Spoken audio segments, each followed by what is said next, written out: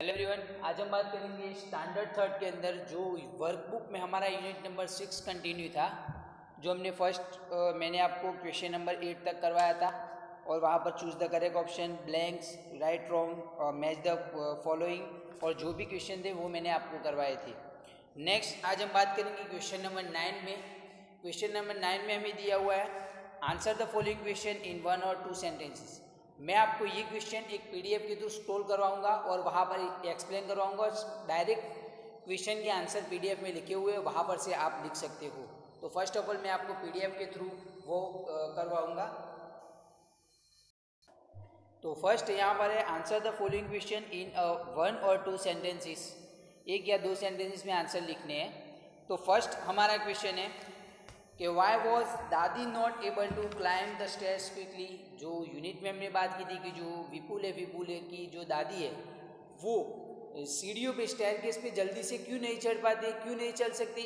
तो यहाँ पर मैंने बोला था कि क्योंकि वो वीक है, अब वो ओल्ड हो गए, बुढ़े हो गए और उनकी जो बॉडी है वो वीक हो गई, इसलिए वो नहीं चढ़ पाती। तो यहाँ पर उसका आंसर है since dadi was as she was weak. दादी की उम्र हो गई है और वो वीक है, बहुत ही वीक है। So she was not able to climb the stairs quickly. तो इसलिए वो वहाँ पर सीढ़ियों पे जल्दी से चढ़ नहीं सकते हैं। सेकंड क्वेश्चन है हाउ डज दादी लाइक टू हैव हर दाल। दादी को उनकी दाल कैसी पसंद है। तो दादी को कैसी पसंद थी, तो हमने यूनिट में देखा था कि उनको मीठी दाल पसंद थी। तो यहाँ पर उसका आंसर है कि dadi likes her dal to be a little sweet. दादी को उनकी मीठी दाल पसंद है। उसके बाद है थर्ड नंबर के what kind of dal you like. आपको कैसी दाल पसंद है वो आपको यहाँ पर लिखना है। तो मैंने लिखा हुआ है कि I like dal which is a little sweet. मुझे थोड़ी सी मीठी दाल पसंद है। Apart from this I like the dal that is prepared during marriage function. जो मैरिज फंक्शन में दाल होती है वो मुझे बनाई हुई बहुत ही पसंद होती है, क्योंकि वहाँ पर मीठी दाल बनती है, इसलिए मुझे बहुत पसंद है। उसके बाद देखो हमें दिया हुआ फोर्थ नंबर पे right the name of grains. अब ग्रेन्स का मीनिंग आपको जानना है कि ग्रेन्स किसे कहते हैं। तो ग्रेन्स किसे कहते हैं, जैसे कि गेहूँ, बाजरा, उसको हम क्या बोलते हैं, ग्रेन्स बोलते हैं। क्योंकि वो हमें गुजराती में हम बोलते हैं धान्य, तो वो ग्रेन्स बोलते हैं इसे। तो ग्रेन्स के नाम लिखने हैं। तो ग्रेन्स के नाम मैंने आपको लिखे हुए वहाँ पर देखो। ग्रेन्स कौन से व्हीट होते हैं, जैसे कि गेहूँ, राइस यानी हम गुजराती में बोलते हैं चावल, तो राइस, फिर मिलेट यानी कि बाजरा, फिर मेज यानी कि मकाई, और ज्वार हम गुजराती में बोलते हैं जुआ, वो भी है, एटसेट्रा बहुत सारे, बट मैंने इतने लिखे हुए जो हमारे रेगुलर में यूज होते हैं। उसके बाद का क्वेश्चन है कि right the names of pulses. Pulses के नाम लिखने हैं। पल्सिस मतलब हम गुजराती में बोलते हैं कठोर। क्या बोलते हैं, गुजराती में बोलते हैं कठोर, हम गुजराती में बोलते हैं कठोर। तो कठोर के नाम लिखने हमें। पल्सिस मतलब जो पल्सिस ऐसे होते हैं जो हमें बॉडी के बहुत सारा प्रोटीन उसके अंदर से मिलता है, तो पल्सिस के नाम हमें लिखने हैं। तो पल्सिस के नाम है तुअर, फिर मूंग, फिर उड़द, फिर ग्राम यानी कि चना, वाल और पीज के ये जो नाम लिखे वो सब पल्सिस के हैं। उसके बाद हमें दिया हुआ है which food items do we usually eat. हमें कौन से आइटम खानी चाहिए ज़्यादातर। तो यहाँ पर है कि the food items which we usually eat are, usually हर रोज़ खाते हैं वो आइटम कौन सी है, ठीक है, रोटी, भाखरी, रोटला, राइस, दाल, pulses, milk and vegetables and fruits. वो मिल्क खाते हैं। फिर दूसरी भी हम क्या खाते हैं, मिल्क के जो दूध से बनी हुई को आइटम होती है वो भी हम खाते हैं, एंड वेजिटेबल्स भी खाते हैं और फ्रूट भी हमें खाना चाहिए। ये सब हमें खाना चाहिए। उसके बाद हमें 7 नंबर पे how are nutrients obtain from food useful to us. जो न्यूट्रिएंट्स होते हैं फूड के अंदर से, न्यूट्रिएंट्स होते हैं वो हमें कैसे यूजफुल होते हैं, पोषक तत्व। न्यूट्रिएंट्स मतलब पोषक तत्व हमें कैसे यूजफुल होते हैं। तो हम लिखेंगे यहाँ पर कि nutrients obtain from food are useful to us because they give us heat and energy. जो न्यूट्रिएंट्स होते हैं, पोषक तत्व होते हैं, वो हमारी बॉडी को हीट, गर्मी देते हैं और एनर्जी, ऊर्जा भी देते हैं, जो वीकनेस हमारी दूर करते हैं, इसीलिए हमें न्यूट्रिएंट्स इंपॉर्टेंट है। उसके बाद 8 नंबर पे दिया हुआ है what type of food should we eat not eat, हमें किस तरह का खाना नहीं खाना चाहिए, तो जो खुला पड़ा हो वो खाना नहीं खाना चाहिए, वो मार्केट में से बाहर का खाना है वो भी हमें नहीं खाना चाहिए।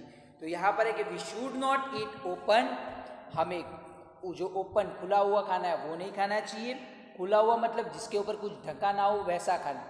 फिर स्टेल मतलब बासी खाना नहीं खाना चाहिए, और मार्केटेड फूड, जो मार्केट के फूड है वो हमें नहीं खाने चाहिए।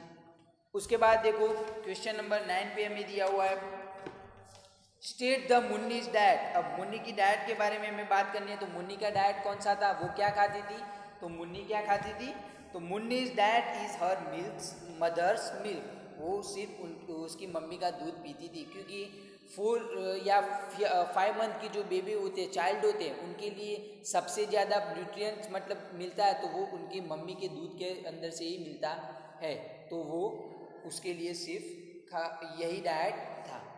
उसके बाद देखो क्वेश्चन नंबर 10 में दिया हुआ है, देखो क्वेश्चन नंबर 10 में दिया हुआ है, यहाँ पर है मैं वर्कबुक ओपन नहीं करता, डायरेक्ट नीचे आपको लिखा हुआ है question number 10, answer the following question in brief, brief में आंसर देना है, इसको लॉन्ग क्वेश्चन आंसर है। यहाँ पर हमें दिया हुआ है फर्स्ट कि how do you know that you are hungry, आप भूखे हुए हो तो आपको कैसे पता चलेगा कि आपको भूख लगी है, तो कैसे पता चलेगा, तो जैसे कि मुझे पेट के अंदर से मतलब वीकनेस महसूस होगी और हमारा पेट खाली होगा, तब हमें पता चल जाएगा कि यह हमारी वीकनेस मतलब हमें भूख लगी हुई है। तो आंसर है कि I know that I am hungry when my stomach feels empty, मैं जानता हूँ कि जब मैं भूखा होता हूँ तब मेरा पेट पूरा खाली होता है और मुझे पेट में पेट में कुछ ना हो ऐसा फील होता है। I do not feel like doing anything, और मुझे कुछ करने की इच्छा नहीं होती है, कुछ काम करने की इच्छा नहीं होती है। I feel weak and want to eat something, मैं बहुत कमज़ोर महसूस होता हूँ, and want to eat something, और मुझे कुछ खाने के लिए मतलब महसूस होता है। Due to all this I realise that I am hungry, ये सब होता है तब मुझे रियलाइज होता है कि मैं भूखा हूँ।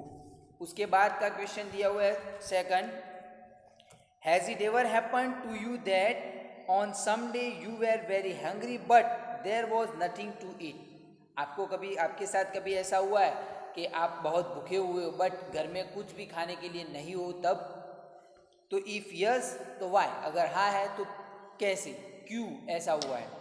तो यहाँ पर ऐसे कभी हमारी मॉम या फिर डैड कहीं बाहर गई या फिर मॉम बीमार हुए तो घर के अंदर खाना नहीं बना हुआ होता है, तो फिर हम बाहर से खाना लाते हैं। तो यहाँ पर है कि yes once when my mother was down with malaria, मतलब मेरी मम्मी जब बीमार थी, मलेरिया उनको हुआ था, nothing was cook in our house for 3 days, हमारे घर में 3 दिन तक कुछ भी खाना बना नहीं था।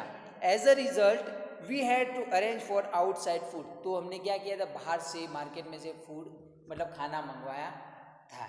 उसके बाद है नेक्स्ट कि there is a one child in whose house no food, हमने यूनिट में देखा था कि एक बच्चा स्टार्टिंग में ही था कि एक बच्चा ऐसा था जिसने बोला था कि मेरे घर में आज कुछ खाना बना नहीं है। तो यहाँ पर है कि there is one child in whose house no food was cook, एक बच्चा ऐसा था कि उसके घर पे कुछ भी खाना बना नहीं था।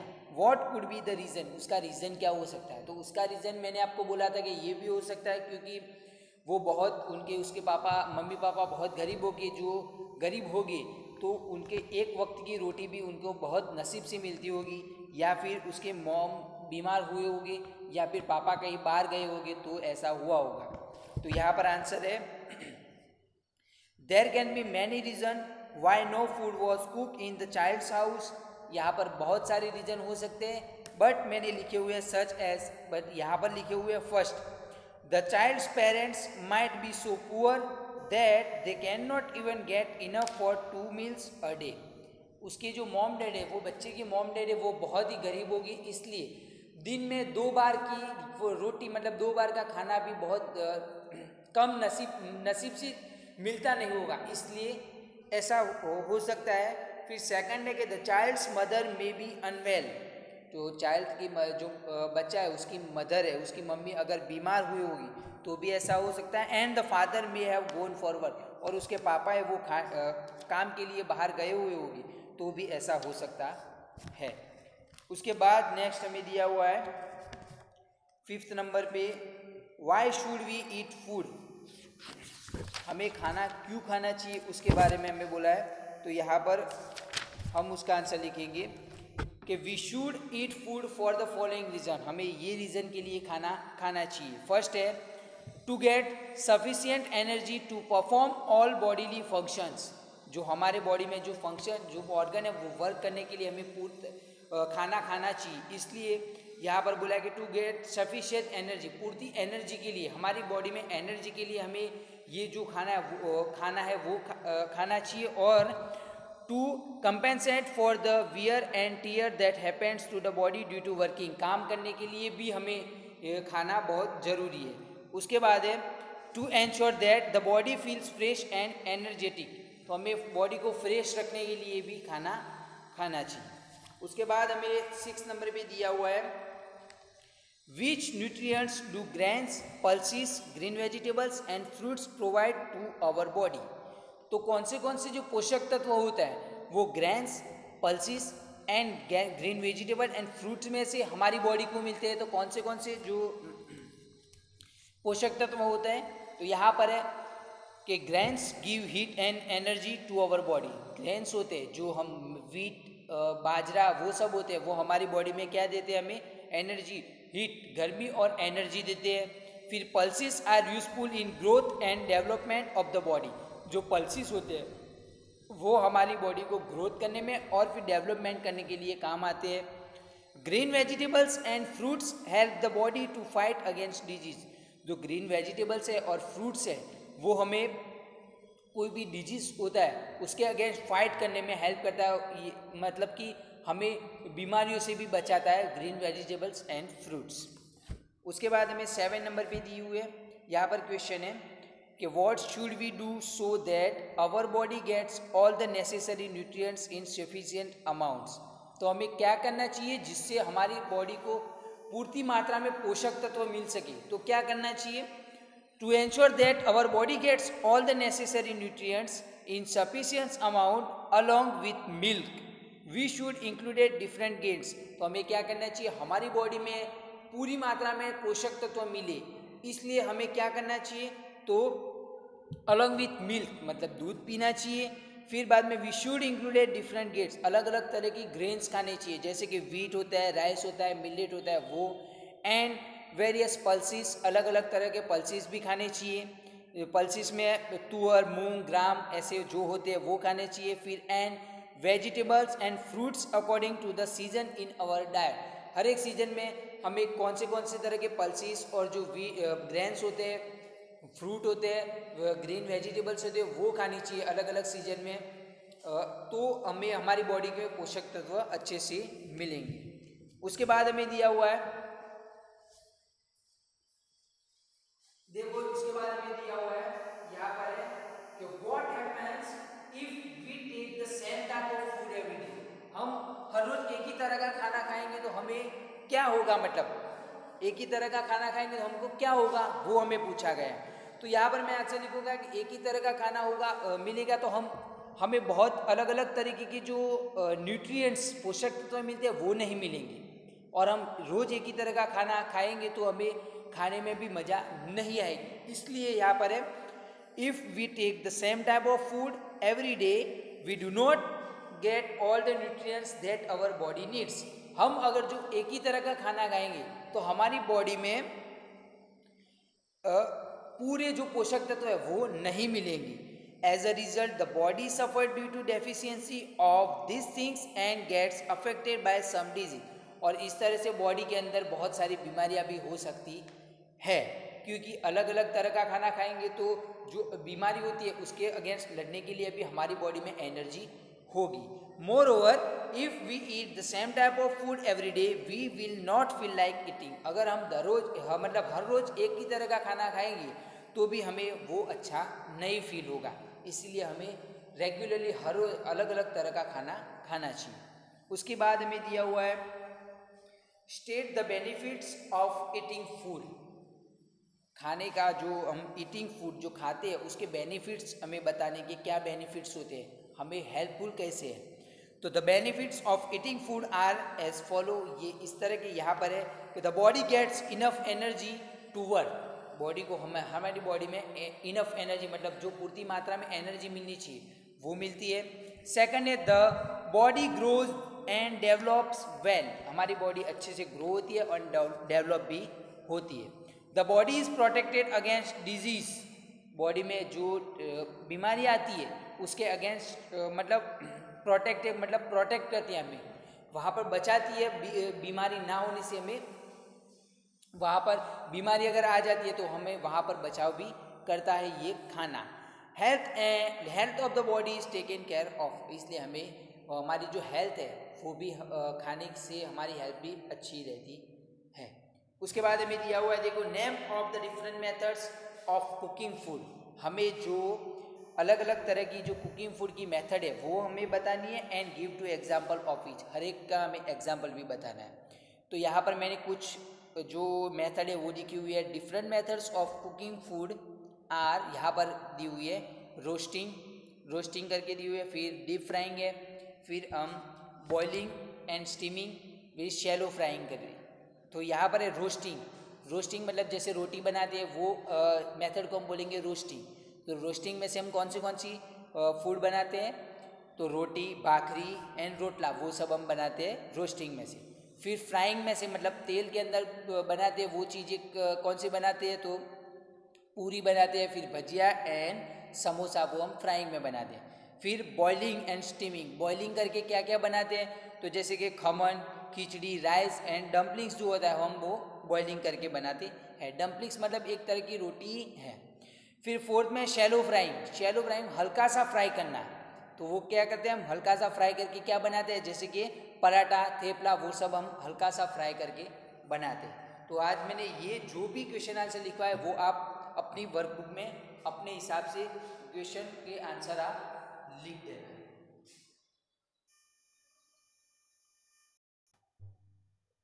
उसके बाद देखो हमें क्वेश्चन नंबर 11 पे दिया हुआ है। देखो अब क्वेश्चन नंबर 11 पे जो एक्टिविटी दी है मैं आपको करना है वो एक्टिविटी। अब यहाँ पर दिया हुआ है कि categories the following habits into good habits and bad habits, आपको फाइंड करना है कि ये गुड हैबिट्स है, अच्छी हैबिट है, या फिर हैबिट मतलब आदत, ये अच्छी आदत है या फिर बुरी आदत है, वो आपको फाइंड करके लिखना है। गुड हैबिट्स के अंदर अच्छी आदतें लिखनी है और बैड हैबिट्स के अंदर जो गंदी है वो भी आदतें आप लिख सकते हो। तो यहाँ पर है फर्स्ट टॉपिक च्यूइंग प्रॉपरली, मतलब अच्छे से चबाना। तो खाना अच्छे से चबा के खाना चाहिए, क्योंकि जब खाना अच्छे से चबा के खाओगे तो अब हमारी बॉडी में पूरा न्यूट्रिएंट है वो हमें मिलेगा, तो ये एक गुड हैबिट है।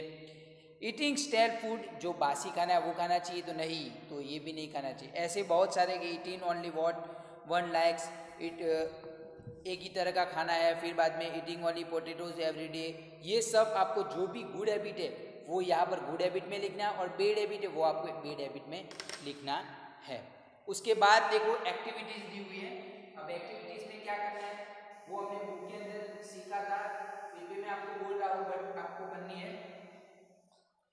यहाँ पर एक्टिविटीज है कि ड्रॉ, फर्स्ट है कि draw a picture of any one mid day meal you get in school during the week, name of the food item, आपको क्या करना है पिक्चर ड्रॉ करना है मील डे का, मतलब यहाँ पर जो आपको एक टाइम का खाना अगर स्कूल में या फिर get in school during the week में एक बार स्कूल में जो खाना मिलता है उसकी आपको क्या करना है, एक ड्राइंग करनी है और नेम द फूड, और फूड के नाम लिखने हैं।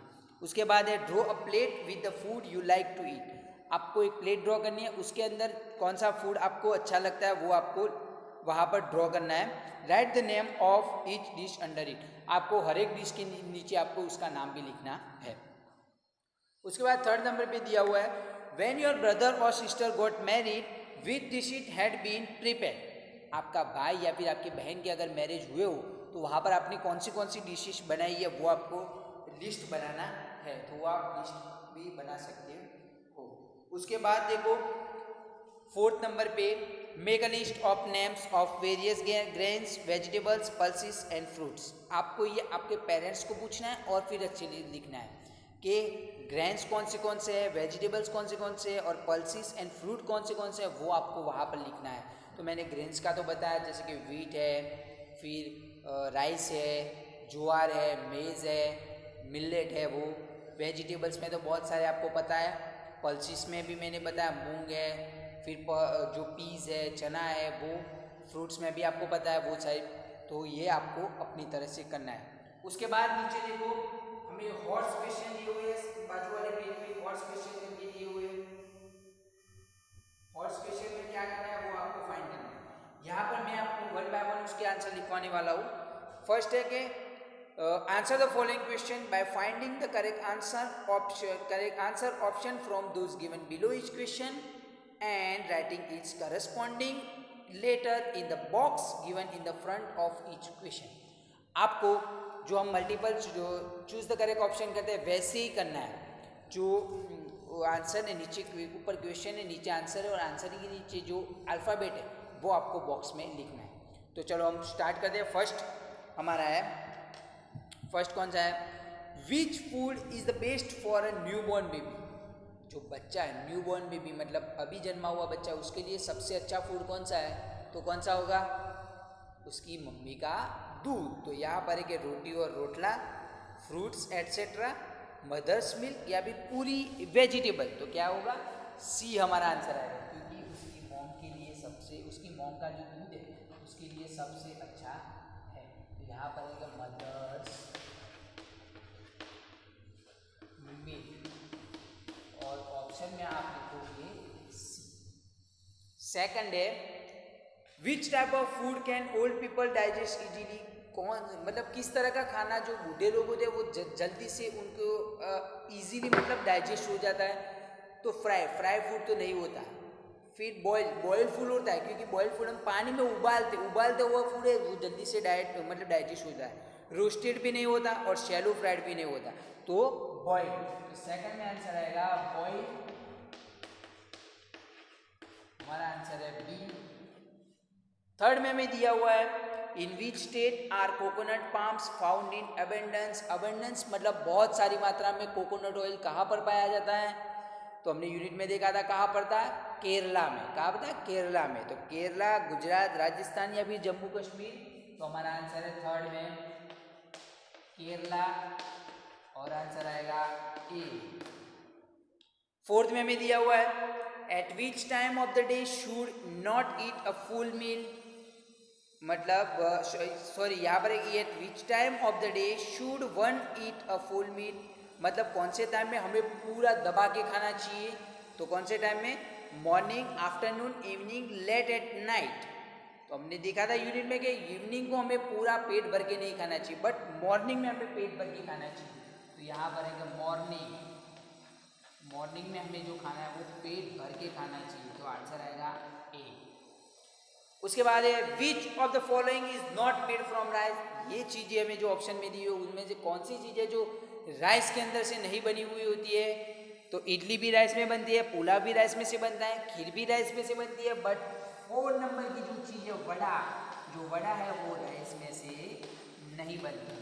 तो ये जो मैंने 5 लिखवाए ऑप्शन आंसर में, ये आप लिख दो। ये मैंने लिखा हुआ है, सिर्फ आपको बॉक्स में CBAAD लिखना है, ये आप लिख दो।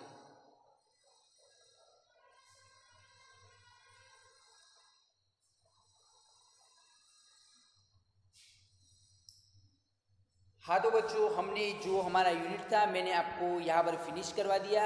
आपको अगर PDF की ज़रूरत हो तो आप मैसेज कर सकते हो अपने क्लास टीचर को, और फिर मैं उनको सेंड कर दूंगा, तो आपको वो PDF सेंड कर देंगे और वहाँ पर से आप क्वेश्चन आंसर लिख सकते हो। मैंने आपको PDF के थ्रू क्वेश्चन आंसर स्क्रॉल करने के लिए बोला, तो वो भी आप कर सकते हो। बट अगर आपको कोई दिक्कत है तो मैं आपको PDF सेंड करूँगा और PDF में से भी आप क्वेश्चन आंसर लिख सकते हो। तो आज हमारा यूनिट यहाँ पर फिनिश हुआ। नेक्स्ट अगली वीडियो में हमारा यूनिट नंबर 7 के साथ हम मिलेंगे नेक्स्ट वीडियो में। Thank you students.